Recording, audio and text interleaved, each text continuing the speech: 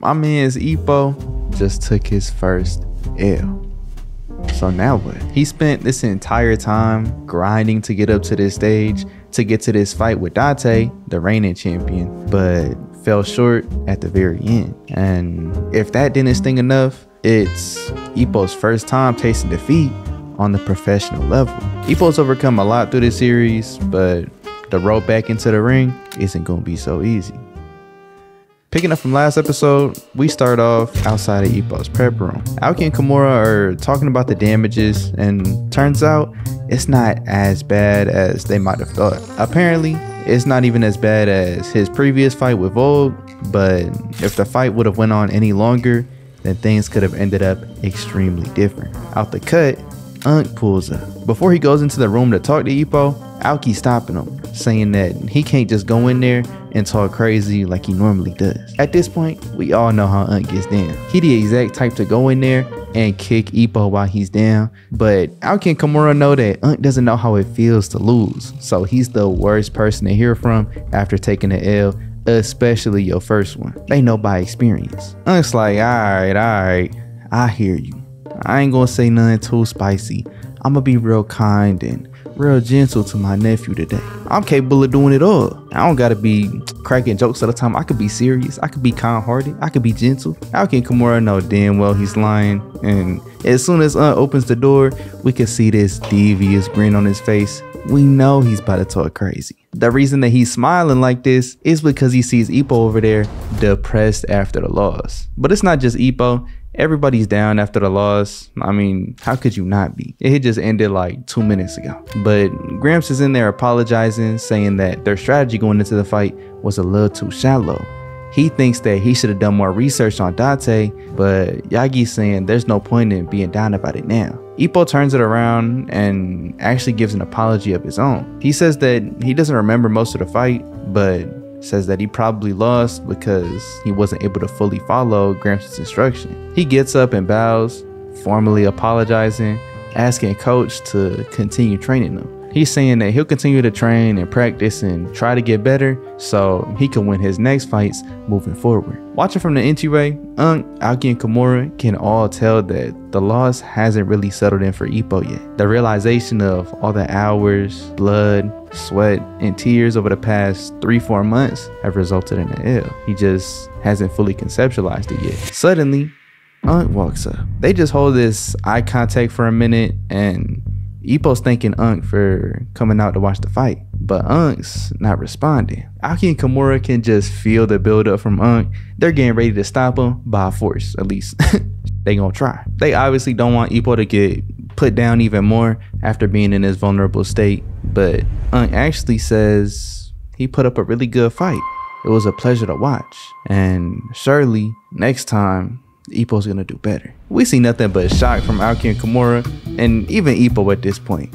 Unk has never talked like this, so they don't know what's going on. But after Unk notices their reactions, he's getting hot that they really didn't think this man could muster up something nice to say to Ippo. So he's like, alright, bitch, y'all want me to talk spicy? I'ma talk spicy. He starts screaming, nephew, how the hell you gonna lose? But Gramps sends him flying out the room before he could say anything crazy. Aoki and Kimura apologize, saying that they tried to stop him, but this is what Ippo had expected in the first place, so he's not really surprised. Thinking about the fight, even though he was unconscious, he says that he heard the voices of everybody cheering him on and rooting for him. Ippo just hopes that he put on a good enough fight, as he thanks all of them truly for having his back. The next morning, over at Ippo's place, King Doodle Shirt's there with Ippo's mom, getting all the equipment ready to take onto the boat. But out of nowhere, Ippo's alarm starts going on. King Doodle Shirt says he'll go in there and shut it off, and just after he does, he tries to sneak out the room real quietly so that he doesn't wake Ippo up, but right before he was able to get away, Ippo does wake up. He says good morning to King Doodle Shirt and realizes that it must be time for him to go do his road work. But bro's like, road work?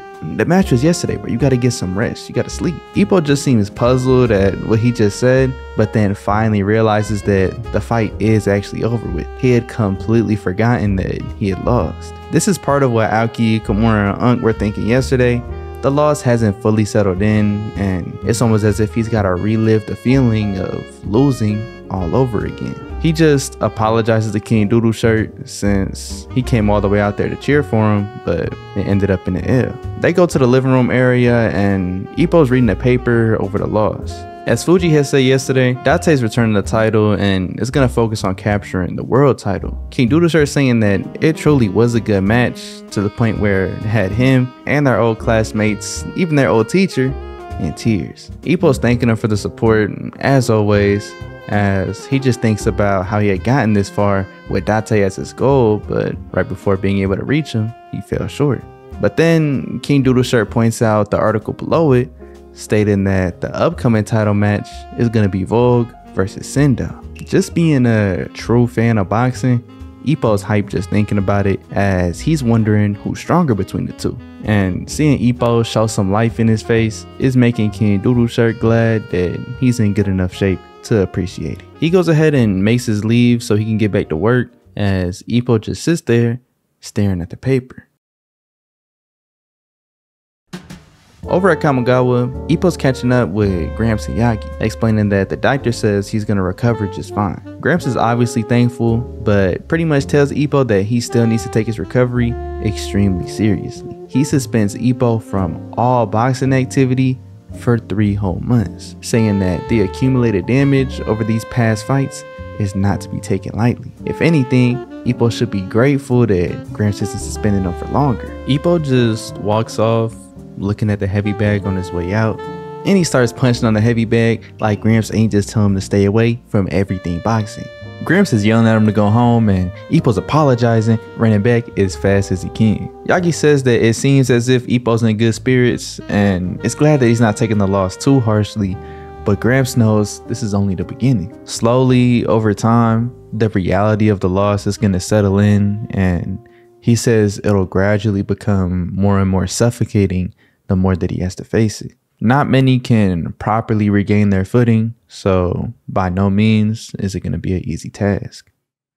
Over at the crib, Ippo's here, bored out of his mind. Normally after a win, he's getting all types of interviews, statements, all types of phone calls, but he's had nothing to do or anybody to really talk to since he's been here recovering at home. Finally, the phone does ring, and as he answers, it's old girl Kumi. She's sorry for bothering his rest time, but Ippo's like, it's whatever, he's just glad to be hearing from her. She's talking a little bit about the match, saying that it's too bad about the outcome. She was at work and couldn't get the time off to go ahead and watch it, but she read all about it in the newspaper. But in an effort to cheer him up and repay him for coming to Mashiba's party after his title match, Kumi wants to ask him a question. She wants to know if Ippo this Sunday will go out, but we just hear this man Mashiba digging his nails into the carpet, making this screeching noise as he's asking who she's on the phone with. She pushes him away, and as they're getting into it, Ippo's confused as to what's even going on, but before Kumi could even get a chance to explain, this dude Mashiba uses his flicker jab to snatch the phone out of Kumi's hands. And hearing Ippo on the other line, of course, he's not pulling no punches. He says Ippo has some crazy nerve to be making phone calls after that pitiful performance that he put up the other day. And Ippo becomes instantly depressed hearing this on the other line. Kumi finally gets the phone back and cuts right to the chase. She asks Ippo to go on a date with her on Sunday,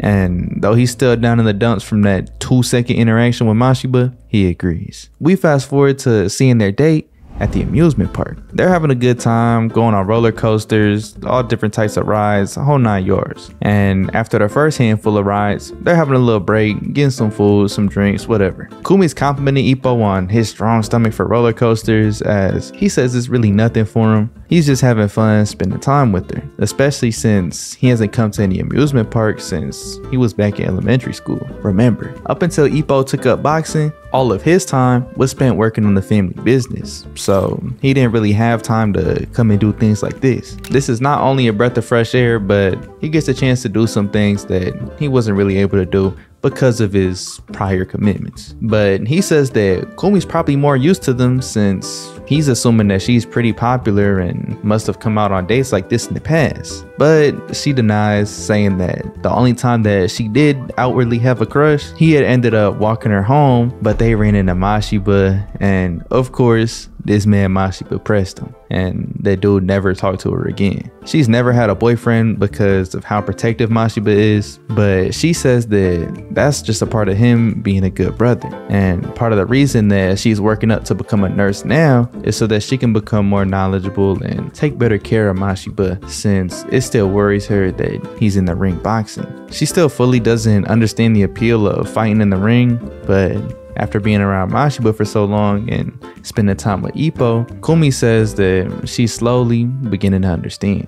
Continuing their date, they head into this haunted house. Now, Ippo's not really scared of anything in here, but Kumi's scared to death at each and every little thing that's popping up. She's clinging on to Ippo, and he's just having a blast at this point. He's savoring this moment with her all up on him. Bringing back up their conversation from earlier, Ippo says that her running into her brother on the way back home with that one dude probably wasn't an accident.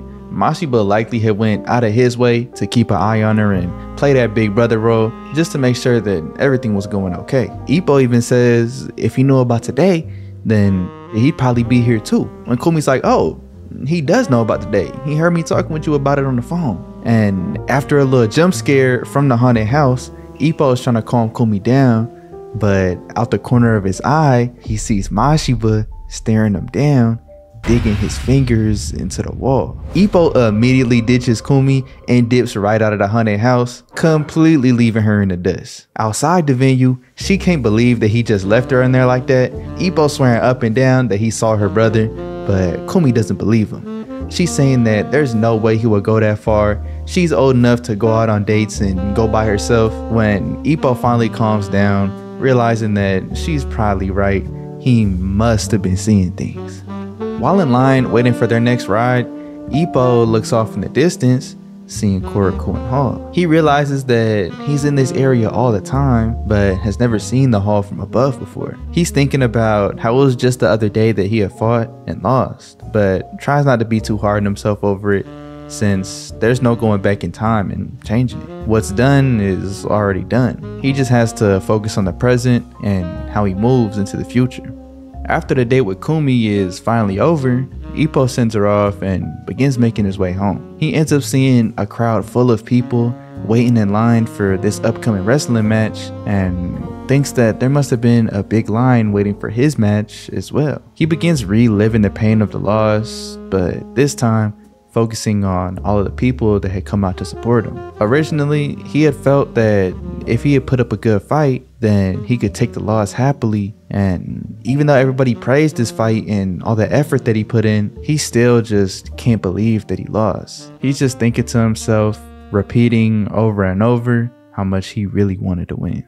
Back at his house, he makes his way in to seeing his mom and King Doodle Shirt having dinner. They had just finished up work, and his mom says that there's some for him as well, but Ippo just says it's all good. He already ate and walks straight back to his room. Even them two can tell that his lack of general enthusiasm is because of the fight, and can just overall see that this loss is really getting to him. Back at Kamigawa, Kimura's starting to get things back into motion, getting ready to prepare for his return match. It's not set yet, but he's just talking with Aoki about Ippo and how the atmosphere of the gym is completely different when he's not around. They're starting to speculate on what he could be going through, knowing from personal experience that the first week after a loss, especially your first one, is mentally the toughest. He's just gotta be going through it right now. And that's when Unk pops up out of nowhere, saying that it's nice that all the losers can relate on something, but it's a shame that he's the only one who's never experienced the loss. He's making fun of Aoki and Kimura's just praying on Unk's downfall,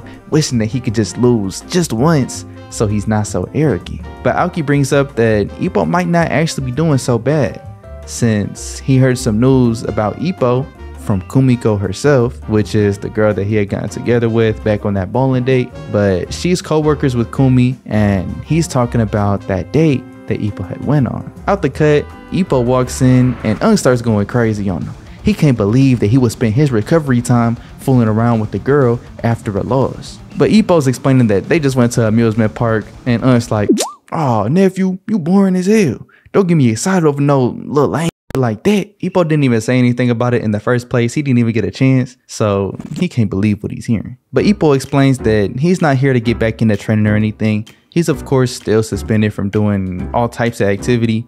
He was just wondering if anybody had taped his match. Unk says that he did tape it and Ippo could watch it over at his place whenever he wants. So Ippo heads straight there. And during this interaction, one of his first times seeing a game back at Kamigawa, I kind of recognized how lonely it must feel on Ippo's end. Not only has he never taken a loss before, but immediately after a loss, he's kind of missing his normal support group when it comes to this specific activity. He's not around Aoki or Kimura. Not only has it been tough to handle the loss itself, but being away from his close circle must also be an added element to it. I had never thought about that, but that's also something that Ippo has to go through, recovering from and accepting his first loss. But as Ippo makes it to Unk's place, he turns on the TV and gets straight to the match. Being able to see it from another perspective, Ippo seeing this fight in a brand new light and is able to really appreciate Date's skill and some of his tactics. Ippo sees the point where he thought he would knock Date down after landing his gazelle punch, but even after seeing it for the second time, he still can't believe that Date was able to stay on his feet. He's remembering Date saying that Ippo's punches were light, but he knows that's a lie. He can visibly see the damage on Date, but can't piece together why he wouldn't fall. He finally gets to the point where his memory cuts off and is eager to see how the fight really went down. But as it continues, he's realizing that he's doing everything properly. There are a couple things that he sees he could have done differently, but not before long, Date lands his heartbreak shot and Gramps throws in the towel as Ippo falls to the ground. Ippo just rewinds and watches again and again, wondering how Date, who's known not to be the greatest when it comes to taking punches, was able to withstand everything that Ippo had thrown at him. Then Ippo notices the raw determination emitting from Date. Ippo comes to the conclusion that he wasn't that far outclassed in terms of skill or ability, but he had made the mistake of believing that his passion for boxing was second to none. But clearly, that was where Date had really made the difference be known. He's gradually becoming more and more pissed off at this point, with the anger, disappointment, and despair all settling in the more he thinks about it. He had finally found something that he had loved. He had developed a passion for, but was completely and utterly defeated. He's never felt so pitiful. Even back when he had gotten bullied, he never felt anything close to this. Later that night, we see that he's finally making his leave after watching the tape over and over all night. As he makes it back to his house, he sees that his mom is still up, going through some paperwork. And as he begins to make his way back to his room, his mom says that he's certainly grown into a fine young man. She can see the pure expression of pain and sorrow on his face, saying that back in the day, when he used to get bullied on his way home from school, he would smile and pretend as if nothing was even happening. But since he found his passion in boxing, he can't even disguise his anger. Ippo responds saying that originally he had thought he'd be able to be happy regardless of him winning or losing, because being able to fight in the title match is a dream in the first place. But after losing, regardless of it being a good fight or whatever, he's still extremely upset. He still can't handle the fact that he lost. It doesn't matter if he fought a good fight. It doesn't matter if people were praising him for it. It doesn't matter if he was able to make it up to this point. He still can't be happy with it. He's just not okay with losing. Realizing that he's getting pretty intense, he begins to apologize, but she says it's fine. She knows what it's like once a man gets his mind set on something, telling Ippo to continue boxing until he's satisfied. Ippo goes back to his room and his mom realizes that kids really do take after their parents. Fast forward a couple months and we end up outside the title match. Vogue versus Sendo. Sendo's got this whole ass fan club going crazy for him. They haven't even made it into the arena yet, but they're doing all types of chanting, cheering, shouting, everything. Ippo's amazed just seeing it here and is trying to make his way through to go and have his seat, but is instantly recognized, with everybody wondering what he's doing here. Remember, Ippo is the only one to have given Sendo a L, so even though he's in Japan, in a ring that he's always cheered for, he's on enemy grounds right now. He's getting harassed by everybody at this point, but coming to his defense, I know y'all can already hear the music, is my dog, Miyata. I'm not gonna lie, bro. I don't know why. I don't know what it is about him, but I think Miyata is my favorite character, bro. I get hyped every single time he shows up. But he's getting Ippo's back, pretty much telling everybody that they would get the brakes beaten out of him if they was to get Ippo mad, so they just need to back off. Ippo ends up running up to catch Miyata, and he's just talking with him for a bit. He's been keeping a close track on Miyata's record overseas, saying that he's actually been doing crazy good recently. Miyata's a little bit embarrassed, as always, but once they make it into the arena, they're trying to speculate who's gonna come out on top. Miyata points out how it's enemy territory for Vogue, but says that that's not an excuse to not perform at your best. Then Ippo recognizes that this is exactly what Miyata's been going through overseas. He's always going up against fan favorites, he's never picked to win, the crowd is never on his side, but he still has to go out there and fight, and doing that, he's been able to accumulate his 10 wins, 1 draw, and 8 knockouts. As the two fighters walk out, Ippo's wondering how this is really gonna go down. He knows that Sendo has superior power, but Vogue got superior technique. But he hasn't seen either of them fight in a while, and he's sure that they've both made their individual improvements. As they face off in the center of the ring, Ippo can just tell that this fight is not gonna end in points. The bell rings, and Ippo knows that by the end of this fight, somebody's gonna end up with the belt. Date's belt, the one that Ippo just couldn't quite reach. As the fight starts, they're both in range of punches, but neither of them have really thrown anything out yet. The tension inside the ring is heavy, while the stadium is unusually calm. Suddenly, Sendo starts out swinging, and Ippo's shocked at just the mere power and speed, saying that anybody going up against that would freeze, but Vogue immediately responds with an uppercut of his own. They start going at it back and forth, but Sendo starts to get into his rhythm. In Vogue's mind, we can see that he's letting Sendo get these punches off so that he can learn the power, the speed, and the timing. But he can't let him get too carried away, because powerhouses like Sendo, once they start gaining the momentum, it's gonna be hard to stop him. So he calms him down with a punch straight to the face, officially landing the first hit of the match and beginning a barrage of his own. Sendo's losing to Vogue's pressure and ends up getting pushed back to the ropes. Before he's able to get back into it, Vogue continues to walk him down, hitting him with a clean right, but Sendo retaliates with a smash. You can see that at this point, Sendo couldn't even see Vogue. He threw that punch out of raw intuition, and with that, begins to gain some of his own momentum. After feeling Sendo smash for the first time, Vogue's shocked, as he couldn't even tell where it came from. Sendo starts applying more and more pressure, and Vogue is pretty much being forced into Sendo's rhythm, but is trying his best to make sure that he doesn't fall into Sendo's flow. He doesn't let him dictate how the match is going.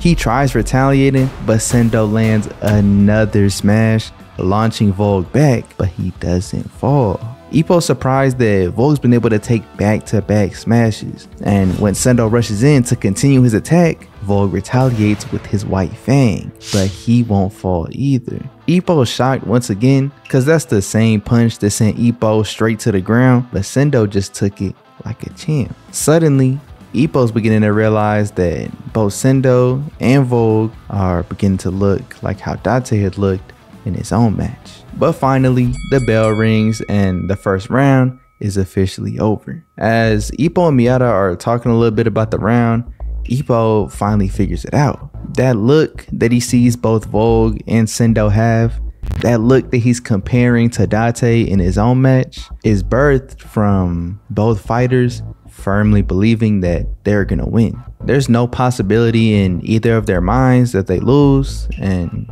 it shows through the determination in their eyes. Miyata's also recognized this and is honestly saying that he's surprised Ippo even managed to beat one of them, let alone both of them, seeing them fight in person right now. But Ippo knows that if they were to fight in their current condition, he would never manage to win. We can already see a little bit that there's a difference in mentality with Ippo. His confidence may have taken a hit after that loss versus Date. I mean, it's only natural after your first loss, but even though he knows that this firm resolve to win is powerful because he saw it in Date and he can see it in both Sendo and Vogue right now, but as he's talking about himself, he's here saying that there's no way he could win. The complete opposite of that determination and that resolve. In Sendo's corner, he's feeling good about the fight, but is overall impressed with Vogue's technique and just the sharpness of his punches. While in Vogue's corner, he's also feeling good and recognizes Sendo's destructive power is possibly even more than Ippo's. If Vogue takes another smash, then he knows it's probably GG's for him, but that just means he's got to punch back first. In his mind, there's no way that he loses. Starting the second round, Sendo's just barely getting out of his corner when Vogue rushes in, doing his best to dictate the flow of the fight, even if that means playing into Sendo's strong suit, which is scrapping up close. And just as he planned it, it's working out. Even when Sendo's trying to retaliate, his punches aren't connecting. Vogue's keeping his very quick, close, and accurate, as Sendo's being completely thrown out of whack at this point. He tries to hit Vogue with a body blow, but Vogue stands tall, knowing that Sendo's gonna need more than that in order to take Vogue down. Vogue keeps the pressure up and perseveres until the end of round 2,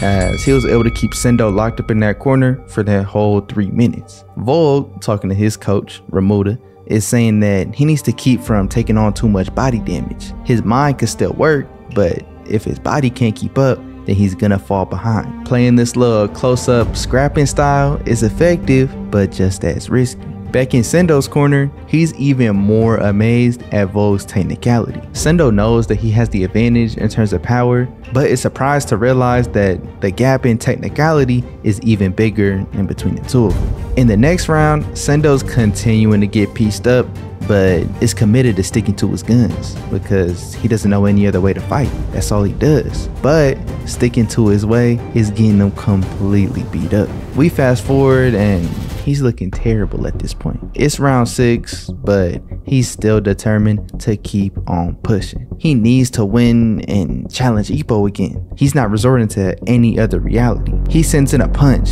packed with everything, all of his will, all of his strength, all of his determination to win, but is countered by Vogue before it even got a chance to connect, getting sent straight to the ground. We get a view of Vogue walking off and Sendo looking mad embarrassing, face flat on the ground. But as the ref counts up, Sendo just looks up and smiles, thinking to himself, I saw that. Sendo saw the slight limp in Vogue's stride, coming to the conclusion that his body blows are actually having an effect, regardless of how much Vogue is trying to hide it. Sendo just barely manages to get back standing on 2, having to lean against the rope for support, but he's much more confident knowing that he's got his way in. Miyata up in the crowd points out that even though there's only 7 seconds left, that's plenty enough time, especially for somebody like Vogue, to come in and make a major play. So as the bell rings and the round continues, Vogue's trying his best to make his way in, but we can all tell that his movements are slower than normal. But Sendo's in even worse condition. He's not in no place to capitalize. He can tell Vogue's hurt, but he can't even move himself. And as Vogue steps in to try his best and complete the job, Sendo lets his body weight fall back, just barely dodging Vogue's punch by a hair, if you can even call that a dodge. Over in Sendo's corner, his trainer's telling him that a head-on battle is pretty much asking for a beatdown. He wants Sendo to take it slow and play around Vogue's range, since he's so much more technical, he's just bound to get out-punched.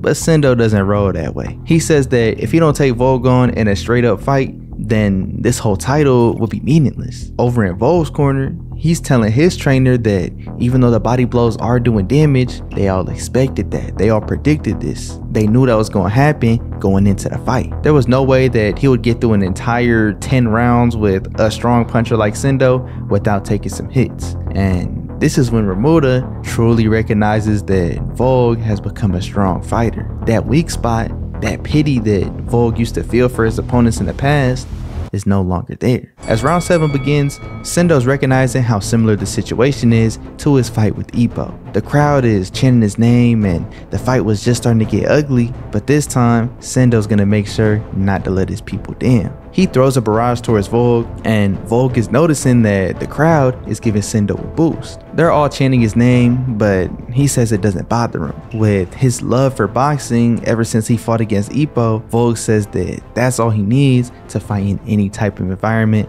whether they're rooting for him or not. Vogue retaliates with a barrage of his own, and in the crowd, Miyata's relating to Vogue, having been in the same exact position time and time again. And I might be glazing Miyata a little bit right now, but this is just a fire dynamic, bro. Seeing the relation between the two boxers outside the style, outside the technique, just through pure emotions felt inside the ring between these two fighters who, as far as we know, have never even made any type of contact, is just cool to see. But in the ring, as Vogue is in the middle of his barrage, Sendo's just waiting there for his opportunity. He can see that Vogue is on the verge of making some type of misstep, and as soon as he does, Sendo hammers him with another body blow. But after that, Vogue presses Sendo even harder. At this point, they know that the first person to back down is gonna lose. Sendo applies some more pressure with his smash, knocking Vogue back, and then follows up by shifting his stance in the southpaw, sending a smash with his right. A punch powerful enough to send Vogue flying. Sendo goes back to his corner as Ippo and Miyata are just amazed, with Sendo raising both of his hands in a sign of victory. Vogue is going through it and Ippo doesn't think that he's gonna get back up. Miyata says typically somebody wouldn't, especially after a combo like that, but Vogue is not your typical fighter. In the ring, Bermuda is slamming on the ground trying to get Vogue to get up. He's asking him if he wants to let it all end here. If he loses now, then it's over. After hearing this, Vogue thinks to himself that it's not time yet. He can't let it end. He starts willing his body back up and manages to rise up to his feet. As the round starts back up, Sendo can barely move, but Vogue begins to clinch. Obviously, the fans in the crowd are hating on it. This is not the boxing that they trying to see, but Vogue's getting desperate. He doesn't even care how it looks anymore. He's just saying that by any means, he can't afford to lose. As the 7th round ends, Miyata's kind of pissed off because the crowd is straight hating on Vogue, but Miyata knows how difficult it is to show this much spirit in hostile territory. And over with Ippo, he's just amazed at how this fight's developing. He can't believe the fight that he's seeing right now, but is also upset that this fight seems so far away. Even as a spectator, just watching and being amazed, we can see that he's still desperate to get back into boxing, back into training, so that he can fight these two again. As we see the fight continue, it's just a back and forth slugfest, and both fighters manage to draw it out to round 10.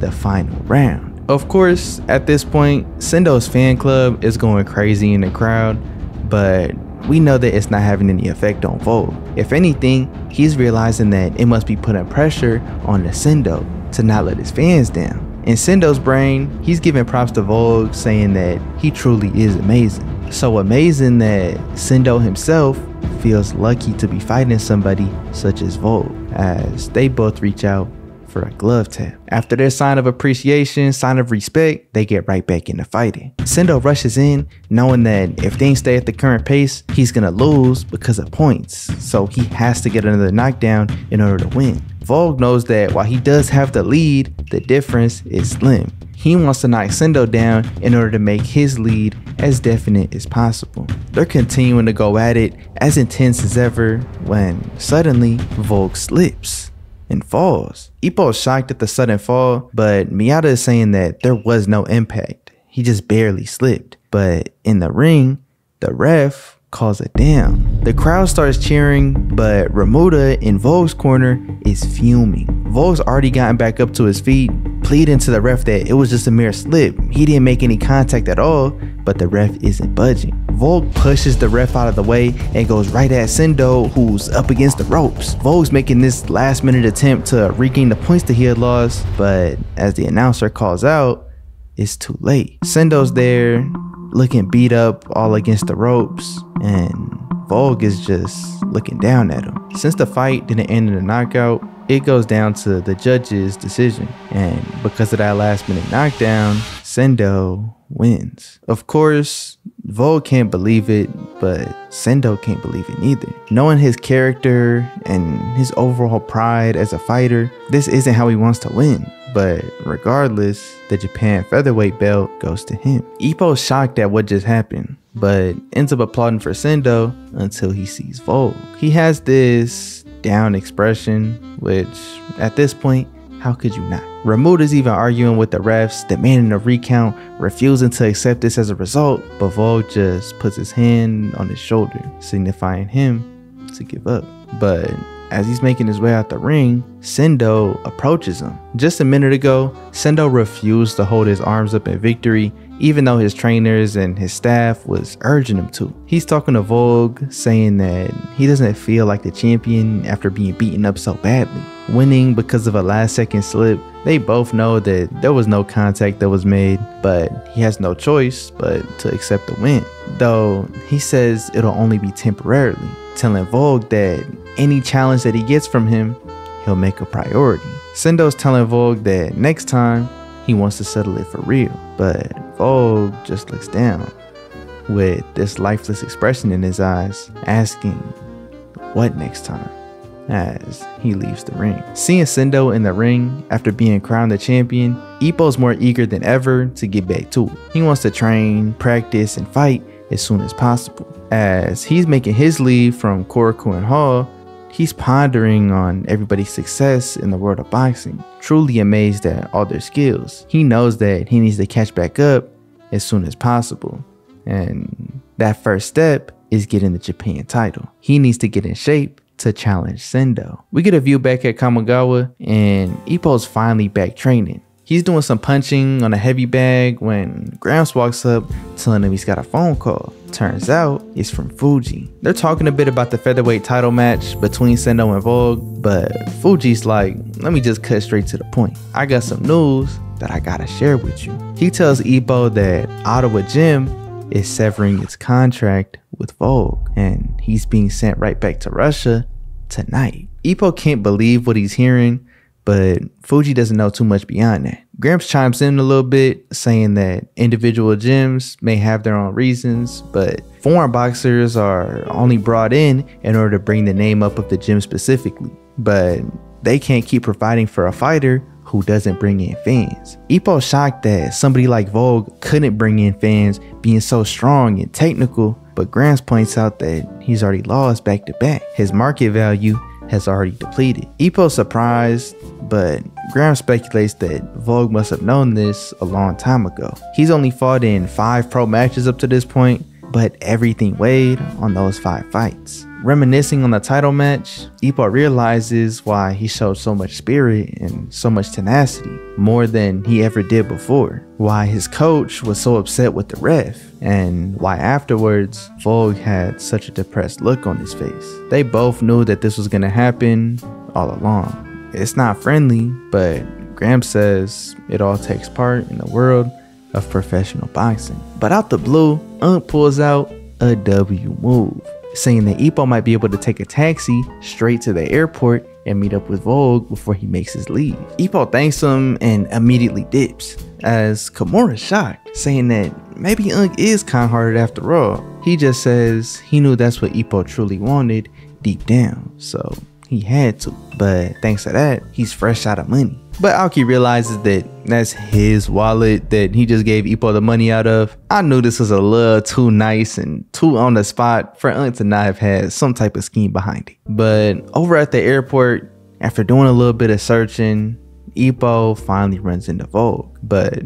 he rushed here so fast on such short notice that he's got no idea what to say. Vogue says it's fine and thanks Ippo for showing up. He ends up saying the same thing that Gramps said. This is just the world of professional boxing, and Vogue admits that he just didn't happen to make it. Ippo's going on about how brilliant Vogue is and how he can't believe that this is happening, as Vogue says that he just has one regret. He's disappointed in himself that he wasn't able to realize any of his goals or dreams that he had when he came here to Japan. But he is able to go back home with all of this newfound experience from professional boxing. He's learned the pain and severity of it, but he also found joy, and all of that is thanks to Ippo. Vogue says that when he returns home, he wants to teach everything that he's learned to his juniors, and he says he'll be proud of the fact that he fought such a strong fighter here in Japan, a great man named Ippo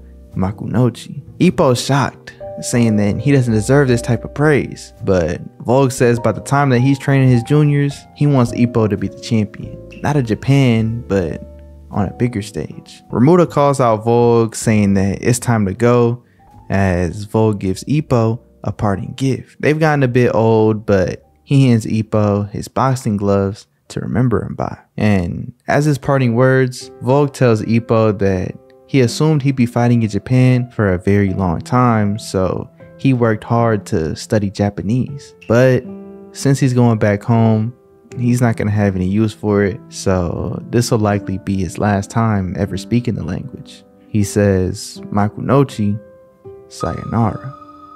As he makes his leave, Ippo's crying, watching Vogue go, and as he sees the plane fly off, he's reminiscing on his time with Vogue, stating that Vogue is somebody he'll never forget. Truly, he'll carry their fight on forever.